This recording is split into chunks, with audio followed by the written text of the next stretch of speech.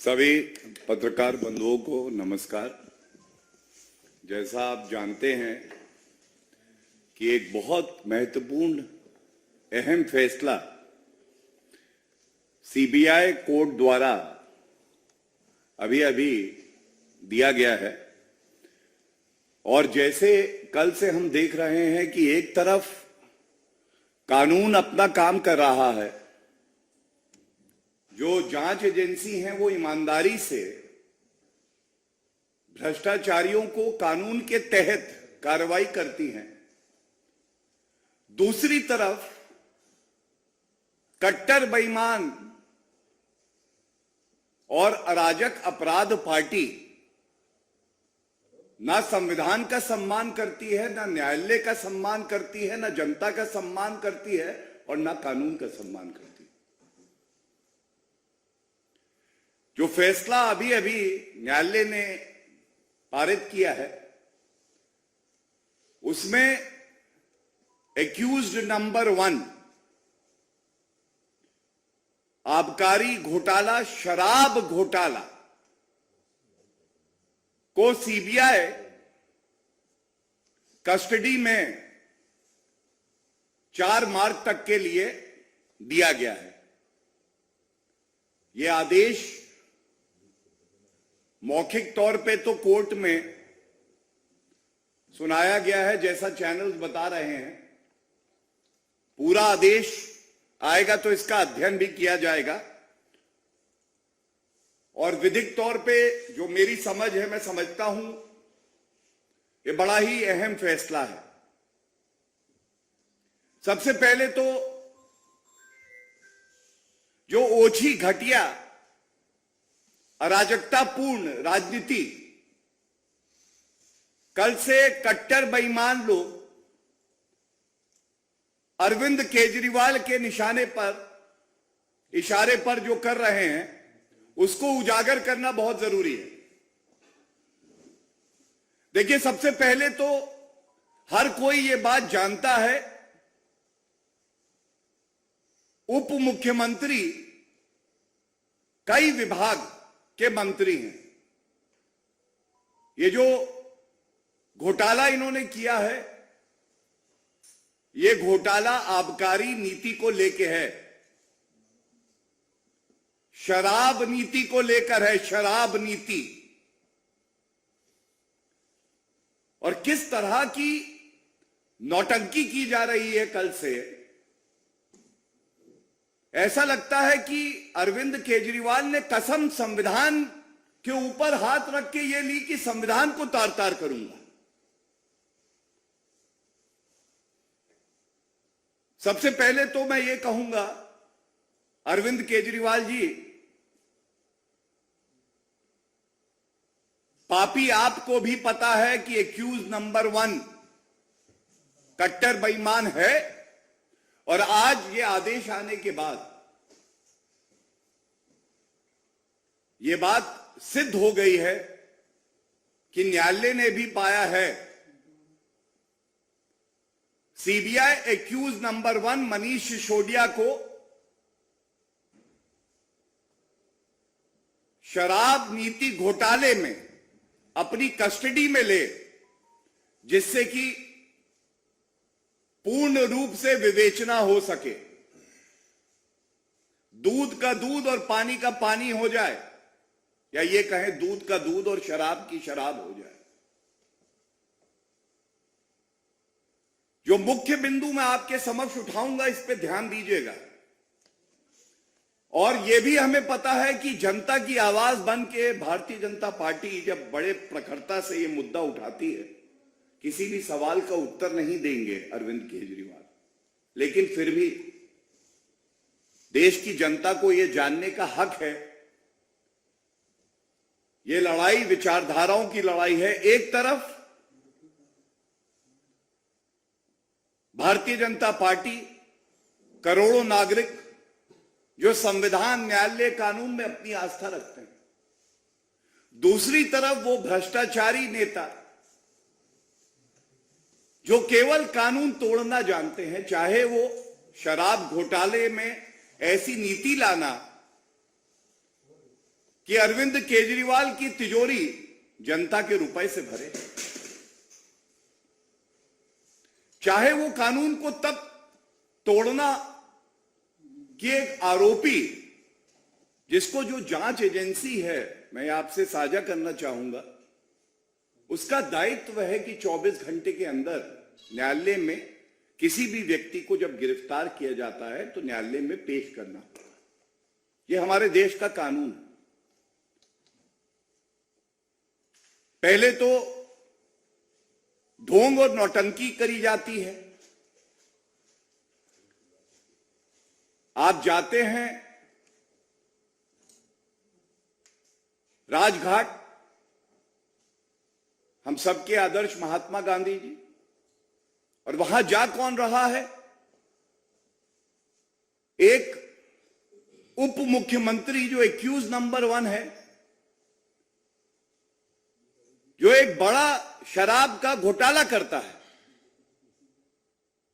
इसके बाद कुछ लोगों को ऐसा प्रतीत होता है संख्या देख के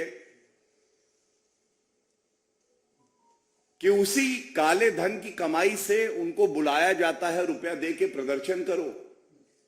वो लोग भी जान जाते हैं कि ये कट्टर बेईमान हैं, संख्या नहीं जुटा पाते हैं, लेकिन संदेश ये देते हैं कि जांच एजेंसी को अपना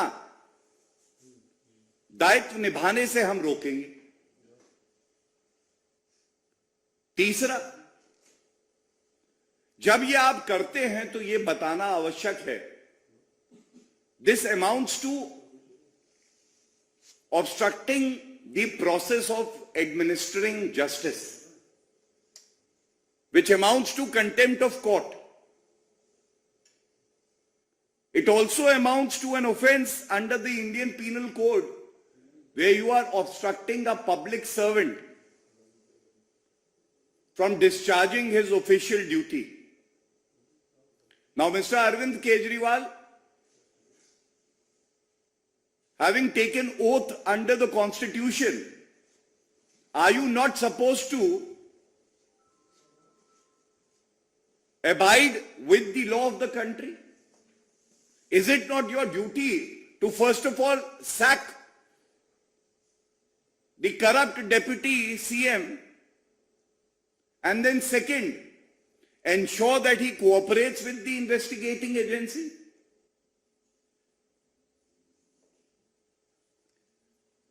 नौटंकी ये की जाती है कि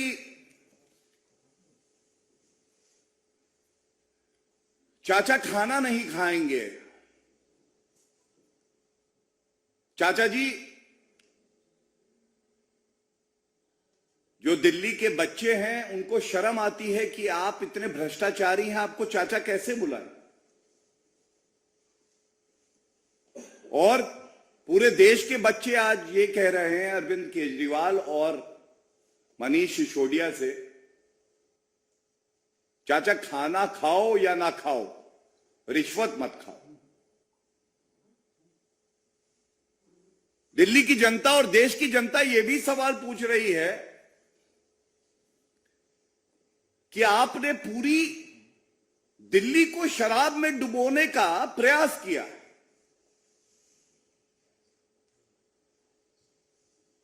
क्या हॉस्पिटल, क्या स्कूल और कॉलेज,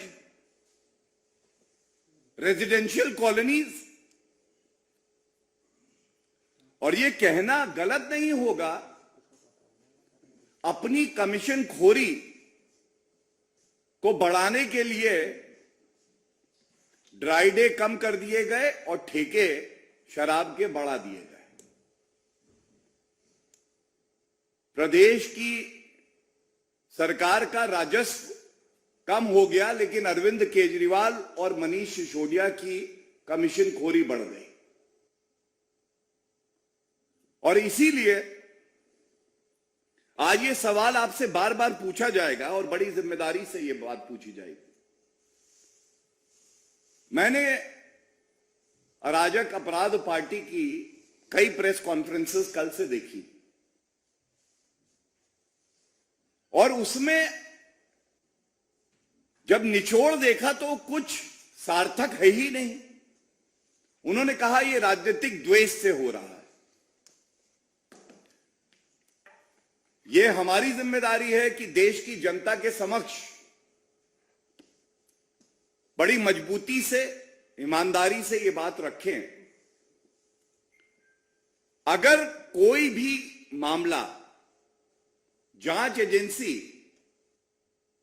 राजनीतिक द्वेष से रजिस्टर करती है और किसी को परेशान करती है, तो देश का कानून और सर्वोच्च न्यायालय क्या कहता है, ये बात मैं जरूर रखूंगा। और ये बात अरविंद केजरीवाल अभी देख रहे हैं। ये सर्वोच्च न्यायालय का एक आदेश मैं इसीलिए लेके आया हूं। इस केस का नाम है Bhajanlal, state of Haryana versus Bhajanlal. और इसकी एक पंक्ति इसलिए पढ़ना चाहता हूं, मैं दिखाना चाहता हूं कि ये लोग अंदर से जानते हैं कि इन्होंने बेईमानी करी। ये लाइन कहती है, where a criminal proceeding is manifestly attended with malafide and or where the proceeding is maliciously instituted with an ulterior motive for wreaking vengeance on the accused and with a view to spite him due to private and personal grudge, the FIR and the charge sheet can be quashed. This is para number 102 of a Supreme Court judgment. सवाल ये पूछा जाना चाहिए, करीब करीब 5-5.5 माह का समय एक्यूज नंबर 1 शराब घोटाले के भ्रष्टाचारी मनीष सिसोदिया के पास था। अगर अरविंद केजरीवाल और मनीष सिसोदिया का यह मानना है कि यह सारा मामला जो है राजनीतिक द्वेष से किया जा रहा है, तो आप न्यायालय क्यों नहीं गए? सर्वोच्च न्यायालय के भी दरवाजे आप खटखटा सकते थे और उच्च न्यायालय के भी आप दरवाजे खटखटा सकते थे, लेकिन नहीं गए। और उसकी वजह यह है, नाटक करना, अराजकता को बढ़ावा देना, रोड पर प्रदर्शन करना एक अलग बात है, लेकिन न्यायालय में ईमानदारी से दलील रख के न्यायालय का फैसला आए किसी के हक में, वो तभी होता है जब आप सच्चाई बयान करते हैं, जब तथ्य और प्रमाण होता है। और इसीलिए ये कट्टर बेईमान न्यायालय नहीं गए, केवल अराजकता फैला रहे थे, प्रदर्शन कर रहे थे, न्यूज चैनल पे तो आ रहे थे। और आज ये दुर्भाग्यपूर्ण है कि 6 मंत्रियों में 2 मंत्री इस पापी आप सरकार के जेल की सलाखों के पीछे हैं, भ्रष्टाचार के आरोप में। और दुर्भाग्यपूर्ण यह है कि जो दूसरे स्पा मसाज पार्टी के मंत्री जेल की सलाखों के पीछे हैं, इनको बेल भी नहीं मिली है। करीब करीब 8 महीने का समय, और 8 महीने में देश की न्यायालय ने यह पाया कि अपराध इतना संगीन है, भ्रष्टाचार इतना गहरा है कि इस व्यक्ति को बेल भी नहीं देंगे। मैं एक बात और उठा दूं, आप अराजकता फैला सकते हैं, लेकिन न्यायालय के अंदर मनीष सिसोदिया के वकील से जब पूछा गया कि आप जांच एजेंसियों के साथ कोऑपरेट नहीं कर रहे, उनके प्रश्नों के उत्तर नहीं दे रहे, तो आपको यह जानना चाहिए, उनके वकील ने कहा कि मेरा चुप रहने का अधिकार भी है। इसका मतलब भ्रष्टाचार करूंगा। सवाल जब सख्त आएंगे, जब प्रमाण आपको दिखाया जाएगा, तो कोई उत्तर नहीं होगा। तो मैं दलील दूंगा, मेरा हक है चुप रहने का। लेकिन अरविंद केजरीवाल जी, आपके कट्टर बेईमान उप मुख्यमंत्री की चुप्पी लाखों लाखों शब्दों से ज्यादा कह रही है। वो बता रही है कि यह घोटाला हुआ और आप सब घबराए हुए हैं। आप सब जानते हैं कि कानून का हाथ इतना लंबा है कि आपकी बेईमानी को उसने अब पकड़ लिया है। बहुत बहुत धन्यवाद। अगर कोई प्रश्न हो तो मैं वो प्रश्न लूंगा। शराब घोटाले में एक पहली गिरफ्तारी तो हो गई है, लेकिन आप लोग लगातार ये कहते हैं कि अरविंद केजरीवाल को हर बात की जानकारी थी। तो क्या आपको लगता है कि अब जांच की जो आंच है वो दिल्ली के मुख्यमंत्री अरविंद केजरीवाल तक भी पहुंचेगी? देखिए, मैं ये बात बड़ी जिम्मेदारी से कहूंगा कि जैसा सर्वविदित है कि जांच अभी चल रही है और आम जनता का विश्वास जांच एजेंसियों में है। इसका मास्टरमाइंड और किंग पिन कोई भी व्यक्ति क्यों ना हो, उसको ये गलत फहमी अगर वो है कि वो कानून से ऊपर है, तो ऐसा नहीं है। और ये जो 4 मार्च तक का समय है, एक बात ध्यान रखनी चाहिए, इसमें और भी मुश्किल प्रश्न पूछे जाएंगे। उम्मीद है कि कोई भी व्यक्ति अपने आप को कितना भी ताकतवर क्यों ना समझता हो, हमारे देश की जांच एजेंसियां अपना कार्य पूरी निपुणता से, कुशलता से करके हर अपराधी को जेल की सलाखों के पीछे डालेंगे। आम आदमी पार्टी सरकार के मुखिया के नाते अरविंद केजरीवाल के ऊपर भी कार्रवाई की मांग करते हैं। मैं बड़ी जिम्मेदारी से एक बात कहूंगा, राजनीति में नैतिकता और मुख्यमंत्री जो होता है वो फर्स्ट अमंग इक्वल होता है। कैबिनेट जो है वो लीड करता है। आज 1/3 मंत्री अगर भ्रष्टाचार का आरोप उनके ऊपर लगा है,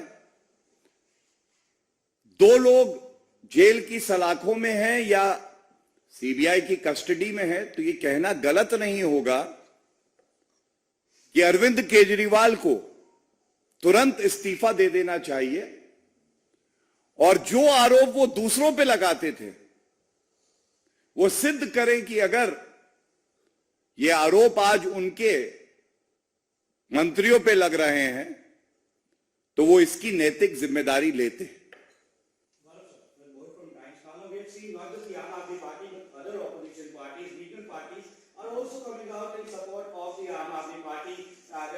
That he invites and in continuation to that, why should there be a Congress leader? He says that we welcome the judgment, but he has raised questions on the judge. He basically says that the way the judges are being appointed in this country, this was bound to happen. We should not have any judge who has a certain ideology. So he has questioned the judgment and the judge in this particular case. How do you see this? All the corrupt parties and corrupt leaders are flocking together because they know the might of the law now, the power of the investigating agency. And if you ask the Congress party and its president that who should be the judge in the National Herald case, in the Bikaner land scam, in the land scam involving Robert Vadra in Haryana, they would say Mallikarjun Kharge. We don't decide who would be hearing which case. But it is our belief in the Constitution of India, in the Honorable Supreme Court and the judiciary of the country, which keeps the nation strong. And the common man has this faith in the institutions of the country. It's only the corrupt that are afraid of the judiciary of the country and the investigating agencies of the country. Thank you. Any other questions? Thank you so much.